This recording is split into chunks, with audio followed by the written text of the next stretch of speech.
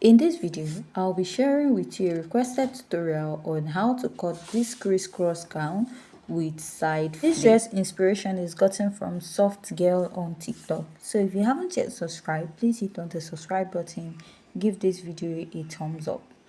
So to start, here is my pattern and we are going to be drafting this out in form of a full dress first. I've gone ahead to mark out all my basic measurement for this pattern, which includes my shoulder to bust, under bust, waist, and from my waist I marked 7 inches for my hip. Let's say if you're a taller person, you can use 8 inches.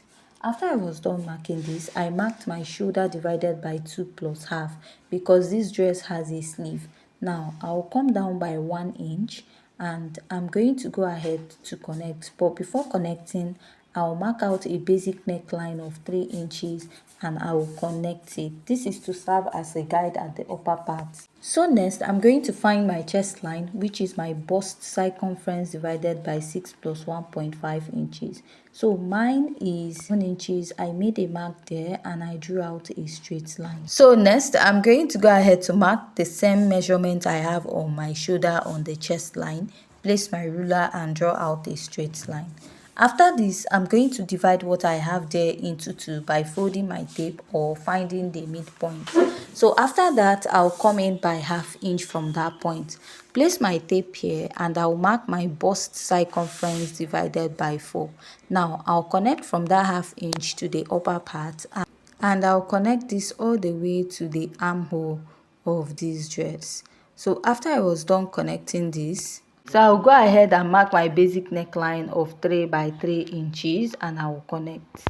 So I'm just going to go ahead to connect at the upper part of my pattern. So after I'm done connecting this, the next step I'm going to take is to go ahead to insert my measurement. So there's no dart on this, but you can go ahead to use a side dart for your pattern. So at the bust, I marked my measurement, which is my bust circumference divided by 4, and I added my sewing allowance. And I repeated that on the under bust and also on the waist. Now on the hip, I'll add my hip measurement divided by 4 and I'll add my sewing allowance. So whatever measurement I have on the hip, I'll take it all the way down.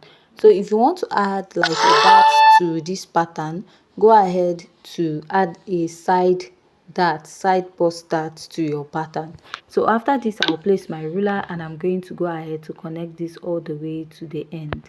After I'm done connecting on this part, I'm just going to go ahead to cut this out. So I'll just go ahead and cut this out, and after cutting it, I'll be placing my other pattern on it. That will be for the back pattern. Now for the back pattern, I marked out a zipper allowance the back of this dress. So your zipper can be 1.5 inches, and whatever fabric you're using for this dress should be a bit stretchy, like a lycra fabric or a light crepe fabric that can easily stretch. Now I'll mark out the waistline because I want to take out the zipper bulge. I'll go in by ½ inch and I will be extending this all the way to the lower part of my pattern. Place my ruler again and I'll extend this all the way up. Now you can replace this measurement at the side to avoid reducing your sewing allowance. For the back neckline, I went up a bit, and after this I'll just go ahead to cut this out. But before cutting out, I'll just go ahead to trace out this pattern all the way to the down parts or the hip part and the lower part of this dress. So after tracing this out, I'll now go ahead and I will cut this out. So after cutting this out, we'll now go ahead to alter this pattern for this dress. So for this dress, when you're cutting the front part, you might need to actually cut out the pattern first before placing it on your pattern, on your fabric, because of the neckline we have there. So after cutting the neckline of the front, I also cut out the neckline of the back pattern. Now we are going to draw out this curve. So I want to have the same thing both at the front and back. So now whatever you're cutting should exceed your nipple to nipple point. So I'll be extending this all the way to the lower part, and this is the side. So I'll just go ahead and label the side going towards the hip area. So I'll be using this pattern to cut it out. So you can just go ahead to place your pattern together, use a slash and spread method for this side, or cut it out like in form of a flay, or actually use the pattern you have on this side and place it on another pattern on a closed part and then cut it out. Like there are different methods to cut out this side, the side of this dress. So I'll be using a much easier method that you don't really need to go ahead to start cutting and slashing your pattern. And first, to start, I'll have to like cut out this side that I have the attachment that I'll have to reattach to the pattern again. So note, the measurement I used there, I didn't use a particular measurement. I made sure that at least what I have at the front side is wide enough because of how the dress is. Normally when I'm cutting out a dress that has a side gathers, I use my nipple to nipple, but I exceeded my nipple to nipple line going towards the hip area, that is going towards the side of my pattern. Now I'm going to place another pattern paper and I'll place my pattern on it. So I'll go ahead to place my pattern in a way that this part that is going towards the hip will be in a closed part, because if you check out the dress on the thumbnail, that part does not have like a joining. It's cut in form of a flay.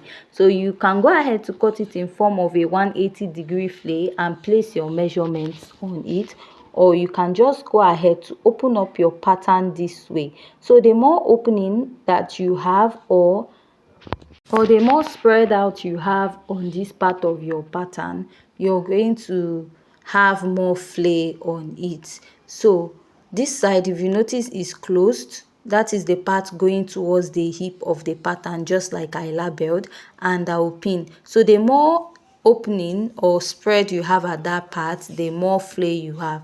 So I would go ahead to trace this out. This is the side that will be facing the main fabric. Now what you need to do is to place your tape at this tip and measure what you have. So whatever you have, you're going to place it here, and you're also going to place it at that tip and mark and measure till you meet the end of this fabric. So what I have is roughly 19.2 inches, which I traced out and I connected. So this is what I have. This will be giving it that flay effect. So you know the fabric in question is like a lycra fabric or light crepe.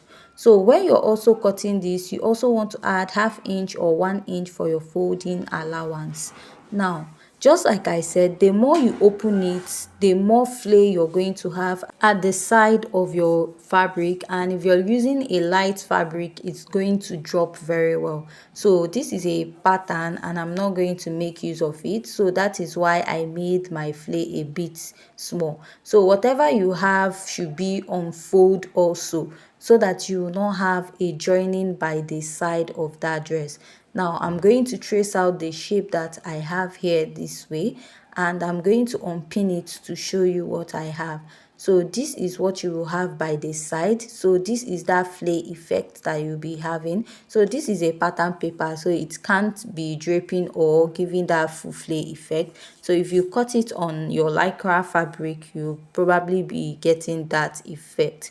So to make sure that what we have is on point, now if you place it, you find out that it's the same, just that we are having like a little ½ inch. That extra ½ inch I added at the lower part for folding. On your main fabric also, when you're cutting it, you have to like add extra ½ inch or 1 inch for folding. Now let's say this is coming from the side. Now this will now be the side that will be having the flay effect. Now we'll be moving to the upper part of this pattern. Just like I said, when you're cutting this pattern, you have to draft it on a pattern paper, because you're going to transfer your measurements. Now I added like extension at the upper part. Now there are two ways of cutting out this pattern at the upper part, which I'll be sharing with you also. The first method might be a bit difficult if you're cutting it directly after drafting it, and you want to cut it on your fabric. So from here you want to go in by 1.5 inches on both sides of the shoulder, because we just have like a little come in on the shoulder there. Now extend it close to the chest line, which is your armhole, this way, and also extend it to the other side also this way. Now I'll just give it like a little curve at the end. I'll give it like a little curve at this end. Now you notice we have like a crisscross effect on this pattern. That is, from this point it will be coming over to this neckline. So if you cut it out this way, like on your pattern, you have to like cut it on your pattern paper and transfer the measurement. So let's take whatever measurement we have here, which is about 12 inches. You also need to note that measurement, right? So now you need to go ahead to mark how wide you want your pattern to be, and I'll just go ahead to connect it down. So at the center point, I'll just create this little hole here and reconnect. So mind you, using this method might be a bit difficult because you have to like cut out 2 crisscross effects on the neckline, which might be a bit difficult. So if you're using this first method, you have to first of all place your pattern and then cut this, then or go ahead to fold your pattern on fold to transfer this measurement, so that when you open it up you'll be having 2 crisscross effects. Or the second method, which it will be actually easier to work with, is whatever measurement you have, that is that 12 inches we measured, you just extend it all the way up and then mark how wide you want your extension for the neckline to be, then connect it from this side, taking it all the way up. So after connecting it here, you now take this other side. So I'm just cutting this open this way so that to show you how the both will turn out to be. But if you are cutting this with this second method, you can cut your pattern on fold. Then when you open it, you have like 2 complete sides. So I'm just cutting it open this way so that you understand what the both sides look like. So if you are cutting it on fold, that means you just cut on one side, just like how we normally cut our pattern, fold it by 4. What you just be cutting is one side of this dress.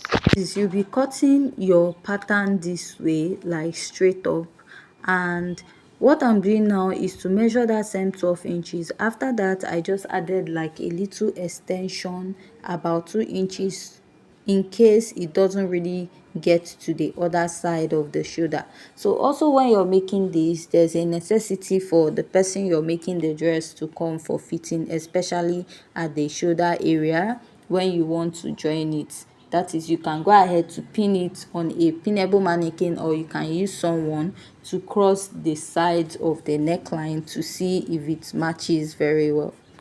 Then you can now go ahead to cut this out.